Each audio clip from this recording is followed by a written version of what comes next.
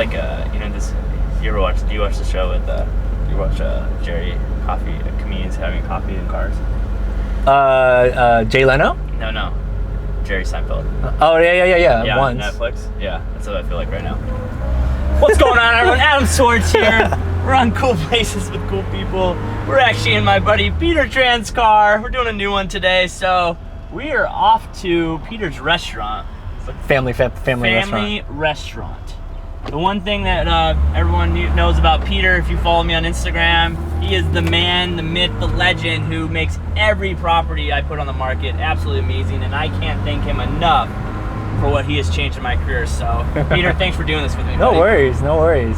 So we get in the car right now, and we're kind of like, what are we going to talk about? And I said, I have no idea, and that's what's so great about these. So, Peter, how did you even get into photography? And was it always properties, or were you doing something before that? It actually all started with fashion photography. Oh, okay. I've always been into fashion, and that fashion led into weddings, and then a few of my friends got into commercial real estate, so I shot their properties, and then just led over to residential. Yeah. So yeah. Did you feel like you always had a knack for photography, or was that something you had to learn over time?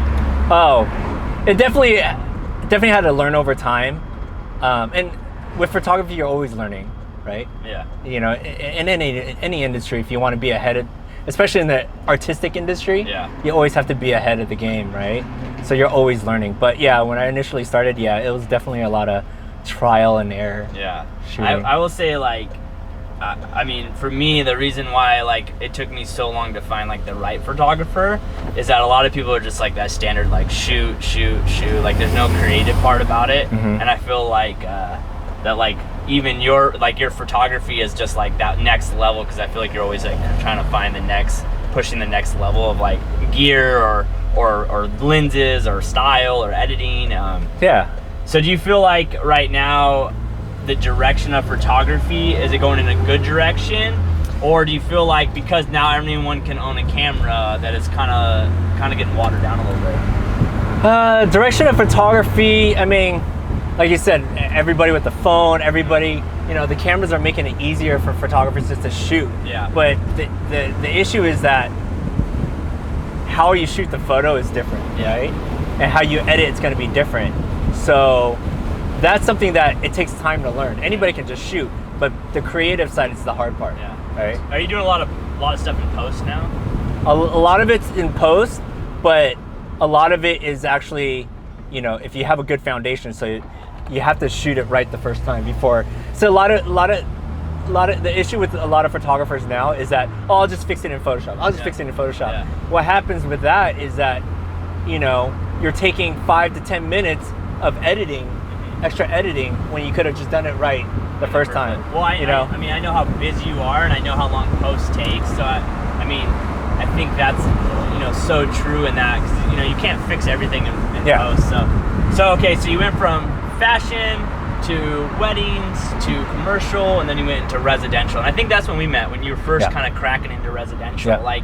But I feel like that's all you're. Obviously, I see you doing a commercial a bit. I know you do a little wedding, but I feel like residential is blown up for you. It definitely has.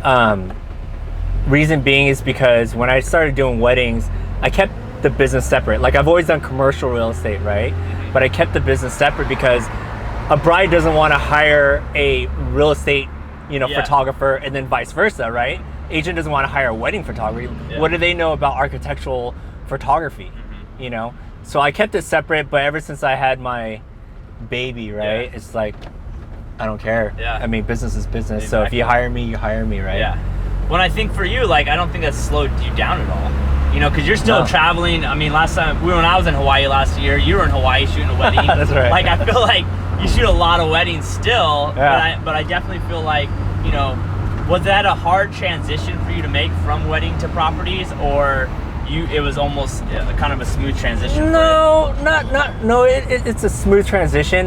Being a photographer, you can't be good at one specific thing, right? You have to be good at everything, whether it's portrait photography, wedding photography, architectural, or lifestyle. You have to dabble in everything, so that way you're ahead of the game. Yeah. You take your artistic skills from being a fashion photographer and kind of apply it towards like architectural photography or residential, you know? You just kind of twist it. So is there one you like more than the other? No. Photography's photography for me, you know? Do you feel like, because like I have Brant, my videographer, who's a kid who just graduated college, went to photography college or whatever. Do you feel like that's a must for most people, or do you think just trial and error, just go out and shoot as much stuff as possible, maybe go work for someone like you that can teach you the ropes and learn from their mistakes? So I mean, I didn't go to college for photography or go to any type of school. It was all trial and error. I wouldn't recommend doing your trial and error with a potential client. Yeah, that's just wrong, you know? Like, so what I did was just shot my own house. Yeah. Right? If I want to learn a new technique, I would shoot it at my house before I go out to the real world and actually apply those techniques. Yeah. You know? So you don't have to. I mean, you don't have to go to school for it. I mean, you got YouTube now. Yeah. You know, that teaches a lot. But like I said, the creative side, anybody can learn the basics of photography. It's the creative side that college and schools don't teach. Yeah, but I think that's what a lot of like agents in my world, because I'm a real estate agent, they think they can get a nice $4,000 camera and go shoot a house, when it's like, dude, I can't shoot, I don't see the things that you see. Yeah. You know what I mean? And I just don't have that artistic, especially like creating videos, I just can't do that. I just don't have the skill set. But, you know, so talking about gear, talking about that, do you feel like someone needs to get, like, you know, we're doing this podcast to kind of help people kind of get, you know, into whatever we're talking about. And I know there's a lot of people that want to be in photography, but do you feel like they need to go out and buy a Sony A7 II or you know, the gear is not as important as most people think? Or is there a breaking ground? Like, are they having to buy the Canon M5, you know, Mark V, or could a Canon 70D work just fine? Or a Canon, like, is there a barrier on gear level? There is. I mean, you can buy basic gear, right? But then your gear is going to start limiting you. Yeah. To do certain things. So I'm a type of guy is buy nice or buy twice. Oh, I'm always buying nice. Well, you know, I buy like the most expensive thing even when I need it. Yeah. So that way, once you learn your level of skill, you know, if your level of skill grows, your gear will still be able to handle that, right? But if you buy like a point, let's just say a point and shoot camera, and your skill level is like up here, but then your camera level is down here, then you're buying more gear. So would you tell someone to go with a DSLR, or would you go mirrorless? I would go mirrorless. Mirrorless. I would go mirrorless. I mean, you just get so much more. It's smaller, it's more compact. I mean, for me, like when I was shooting with the DSLR Canon, to be exact, it was just so bulky and heavy. So heavy, yeah. It's really heavy. And if you're doing that all day, 9 hours, 12 hours a day, shooting all day with a bulky, heavy camera, your wrist is gonna like go. And then do you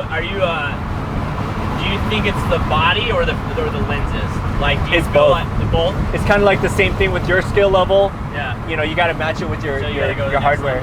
Yeah. Because like for me, like I used to shoot on I will say when we first met, you were shooting on the 70D, weren't you? The A7R. Yeah. A7R. But then I remember when you made that switch to Sony, I could tell the difference. Yeah. I could tell the difference in the photos. Like, what's funny is I like how Sony's look, but I know other people like how Canon's look, and I'm like, for me, I think Sony is a better, crisper, for property photos, I feel like the Sony's a better shot. Oh yeah, absolutely. Hands down. Hands down, more. I think it's so much better. You get it's super sharp, more detailed, obviously because of the megapixels, right? Yeah. But then again, it's the lenses too. Yeah. You know, so you got a $4,000, you know, Sony camera, but then you match it up with a, you know, a $200 lens. You know, it doesn't jive. Yeah. You know, you're eliminating the quality. Yeah. So the growth of where you're at now, you're at a point where like I feel like you're busy every day. Like you shoot almost every day now. I mean, it was 4th of July. Yeah, you're shooting yesterday. Yeah. Or editing or something. And editing, yeah. what did you think it went from when we first met, where, I mean, I could call you 3 days in advance, be like, yo, I got a house to shoot. Now, when I go on a listing presentation, I'm texting you before I'm going in there, like, yo, when's your next day? Oh, yeah. Because I know I'm going to be 2 weeks out. Where was that? How did you jump in that business? Was it just word of mouth? What was that kind of what you think helped you get to that next level? It's all word of mouth. And my business now is solely all word of mouth. I'll go to meetings here and there with brokerage.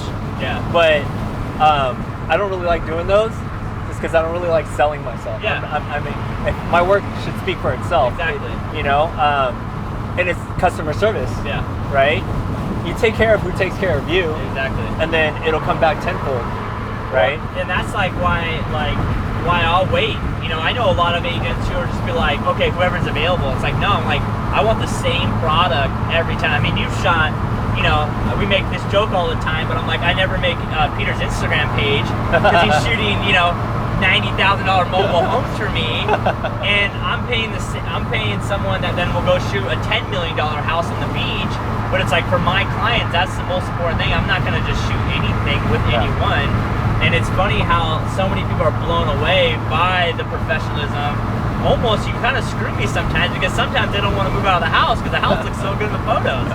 So, but no, I think word of mouth, and I definitely think that, like, for you, like, I've never had you go do a reshoot. You know what I mean? Yeah. And I know other agents that have to have their agents go do reshoots.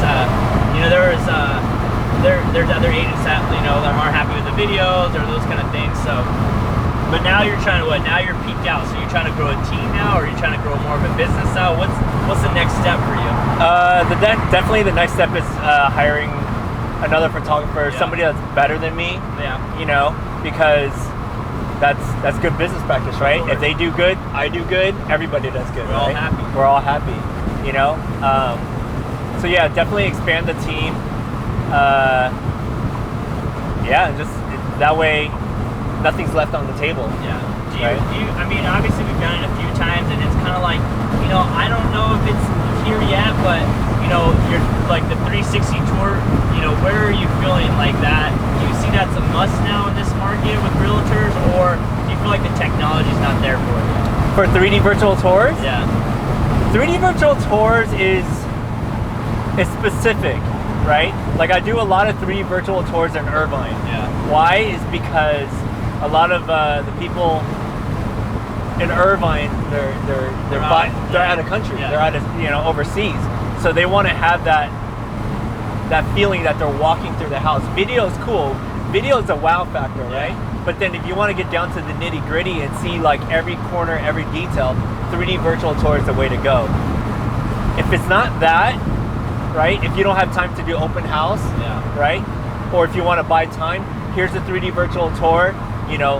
Let me know when you're available. We'll meet you at that property, right? It's a convenience thing. But another thing is that 3D virtual tours are a really good sales tool for agents to gather and to capture information. Because like for me, like it's like asking a girl for their number, right? Yeah. Hey, can I have your number after when you do your open house? Hey, can I have your number so I can email you my information? Yeah. It doesn't feel right, it doesn't sound right? So it's better like say, hey, how'd you like the house? Great. Let me email you a 3D virtual tour. Yeah. And that's a good way to capture their information without asking for it, right? Yeah, I would still feel like, for me, I feel like at a certain price point I do it. I don't know why, but I feel like over like 700,000, I do it. Just because I feel like that clientele, that is one extra thing that a lot of people are not doing.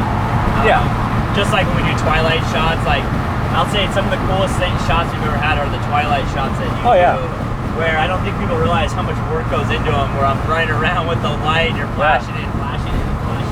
It's a Twilight is definitely something that would set you apart. I mean, it's all marketing, right? Yeah. It's all about setting yourself apart from all the other agents, So doing Twilight is and obviously it has to fall in your budget, right? But if the house is super nice, has a lot of landscape lighting, or if you're planning to farm that area, then definitely do whatever you can within your budget to set yourself apart, so that way you can go and farm that area, say, this is what I did for this property, I can do it for yours. So obviously you hate selling yourself, but what do you think what it was that taught you to get so much word of mouth, you know? Like if there's like 3 things that you felt like you dove deep in when you first started in the industry that led to so much, because I think a lot of people like focus on the wrong things that they think, even agents do it, or they think like, oh, this is what matters. And you're like, no, it really, what was like the 3 things you thought like really mattered to spread the word so much about you? Customer service, huge, right? And you gotta take care, like I said, I always say, take care of whoever takes care of you, right? And then it comes back tenfold. Just do the best. If it's a $50,000 home versus a $32 million home, you treat it as a $32 million home, right? It doesn't matter. Treat every home the same as far as service-wise and quality-wise, right? Every home, style-wise, is different, right? So the new thing now is that I'm trying to create is, you know, a magazine-style type of shoot. Because a magazine-style shoot, editorial-style shoot, is going to attract the higher-end clients. Yeah. Or if it doesn't attract the higher-end clients, at least it's like a wow factor, like, you know, like picking up a nice Lux magazine or, you know, Detail magazine, you know? Yeah. So customer service for sure. What was the next one? Shooting style, and just be consistent with your work and responsive. I feel like for you, for what really like caught me was like, especially me being in the Inland Empire, like I'll put and I always tell you this, like you're the reason why I think I get so many listings, because I'm so confident when I walk into a listing that I'm like, no one's gonna shoot better than us, no one's gonna market this house, no one's gonna make this house look as good. But I feel like your video style, like after I met with you in like the last year, now I feel like everyone's trying to do that video style that you've been doing for years, you know, and that's what like really I was like, dude, there's no one doing that kind of stuff, you know.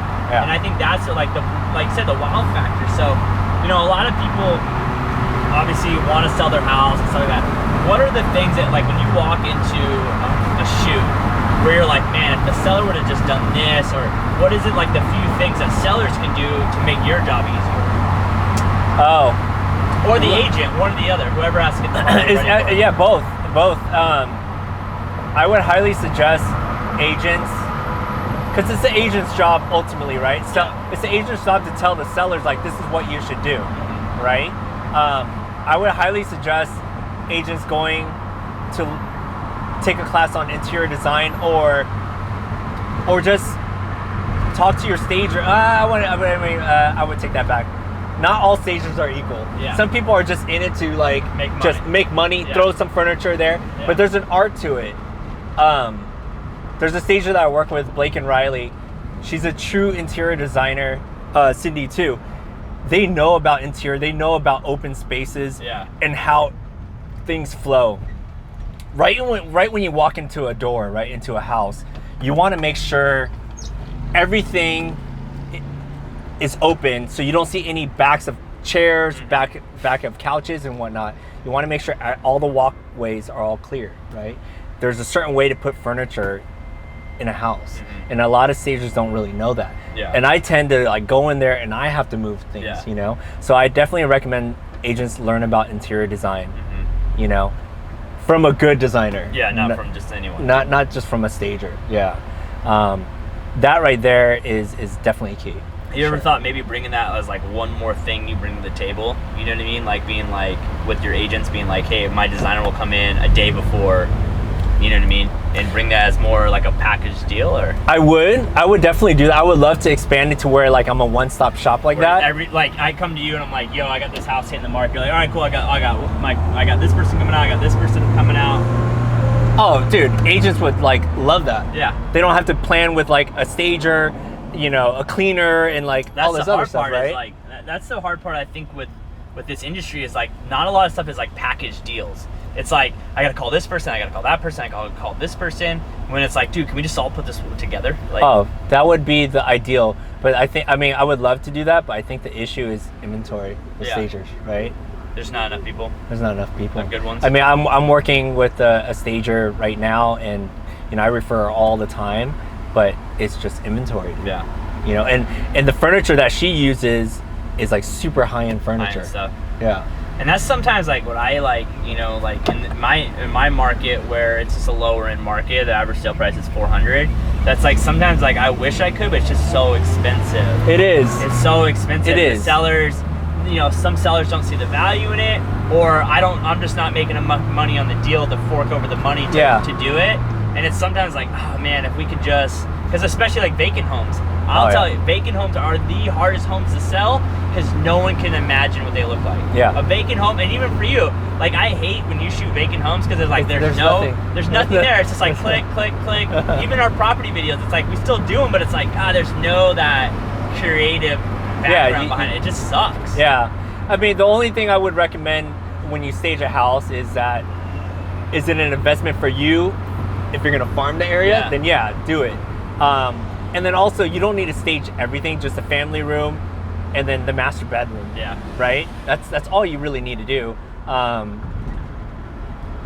But that would actually help you sell the house a lot faster. Yeah. You know? And that's the thing I don't think people realize is that, you know, is that as agents or as sellers or anything, like a great photographer is gonna sell your house faster. Like it's just gonna happen. Yeah. Like, you know, like I think my job as an agent, I try to tell everyone all the time, like I'm not gonna sell your house. Like the marketing, the pricing right, but it's like my job is to get as many eyes as possible on this house. So for me, it's like, if I'm gonna want as many eyes as possible, that's why we do the twilights, that's why we do those kind of things, those separations, so it just makes us to the next level. So are you still doing a lot of weddings, or are you mostly just strictly? Oh no, weddings always get booked out a year in advance. Okay. So all my weddings for this year were booked last year. All my weddings for next year are being booked this year. Are you still marketing yourself to that, or is that just word of mouth? No, it's all word of mouth. Yeah. I don't market myself for weddings at all. But do you have two separate Instagrams now, or no? Oh yeah. I keep everything separate. Separate. Personal, weddings, real estate, and off-roading. Off-roading. And probably this car is gonna be another Instagram. Dude, I want this car. What are you talking about, man? Yeah, I keep everything separate just because, you know, and especially with agents, you know, when I see agents' Instagram, I see a lot of selfies. Yeah. Which is cool. It's fine. I want to see who you are. Great. But like, you know, I want to see what you're gonna bring to the table for me. Is that why we're friends? Because I take no selfies. But you know what I'm saying? Yeah, Nobody wants to see what you're eating. Nobody wants to see your cat. Nobody wants to see your kids. Maybe a little bit of that. I think Instagram with agents is like really screwed up. I think it's one way or the other. They're like way too many houses, and all they post is just house. Yeah. Or it's the total opposite where people don't even know they're a real estate agent. Yeah. Like, you know, I think you and me understand, like, we're marketing firms for ourselves. Like, I'm gonna only put on there what's gonna make, like, what I want people to see, and it's the same type of branding and the same type of, and I think that's what people struggle with, is like representing, like, you have a brand. Like, I know anyone who hires you is gonna know exactly what you're gonna get because of what else you put out there. It's the same consistent work, same consistent product every single time. Yeah, you just gotta.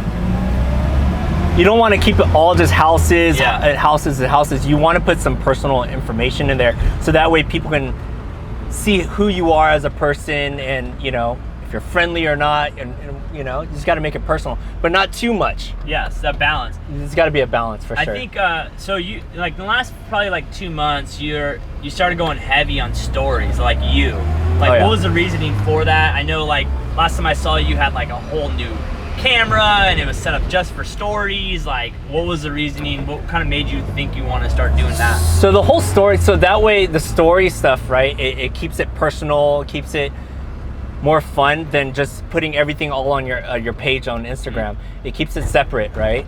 I started doing that because it helps promote myself, and it helps promote the agents that's selling the property, you know? And that's the thing with like agents, like I was telling you before, like agents need to start sharing listings with each other. Exactly. It's a win-win situation for everybody. I think that's what's so interesting is like I deal with that where I like try to share a listing, or I'm sending out listings, and agents don't realize, it's like, why are you doing that? It's like, you're doing that with Zillow and Realtor.com and all that stuff. Like, why not try to help me to help you? Like, I think the issue is that a lot of agents are scared of losing their client. Yeah. Right? But if you have such a good relationship with your your client, then they're not gonna flip on you. Well, it's like and for go you, with that like other you one. don't. That's why I think so funny. Like, and like I think more people need to realize, like for you, like you don't email drip me, you don't like put me on a CRM, you don't like. But sometimes I'll go ghost for a month, you know. But you're not like, oh my God, where's Adam at? Yeah. And I don't think you do that with any of your clients. But I don't know why in real estate we do that. Where we're like, oh, I have to put them in a CRM. I have to follow up with them every 2 weeks. It's like if you create a good brand and a good, you know, relationship with them. Like I see you every day on Instagram. Like I know exactly what you're doing. Even today, I was like, where's Peter at? I'm like, oh, let me check his Instagram. Oh, he's in a meeting in Corona. Okay, cool. Like I don't know why people do that as agents. It's 2019. We got social media. It's agents that think like that. It's an old school way of thinking. Like, oh, I'm gonna lose my client. No, you're not. Yeah. If you provide such a good customer service to them, they're gonna stick with you. Yeah. Right. If you're worried about that, that means you're not doing something right. You're not doing your job, and that's what that thing is like. I just hired a full-time assistant, and I think probably that's where you're at. I feel like I'm maxed out myself in service and clients, so it's like I have to hire someone on, or I'm gonna stay stagnant, or my customer service is gonna go off. Yeah. Like if I get any more clients, my customer service is gonna go down unless I hire someone full time. Yeah. And I think that's something like where like you're more than a photographer, like you're building a company. Yeah. Like I look at it more than real estate. I'm building a company. So now you're trying to hire people, assistants, because sooner or later you just get crazy. Yeah, dude. Summertime gets crazy. Well, and like for you, it's like you went from like just weddings to like 2.5 years ago, 3 years ago, and then you're like residential. Now it's like, boom, like it's crazy. I don't even know sometimes how you keep it together. I don't know. Because I tell you this, there's been times where I'm like, yo, book me.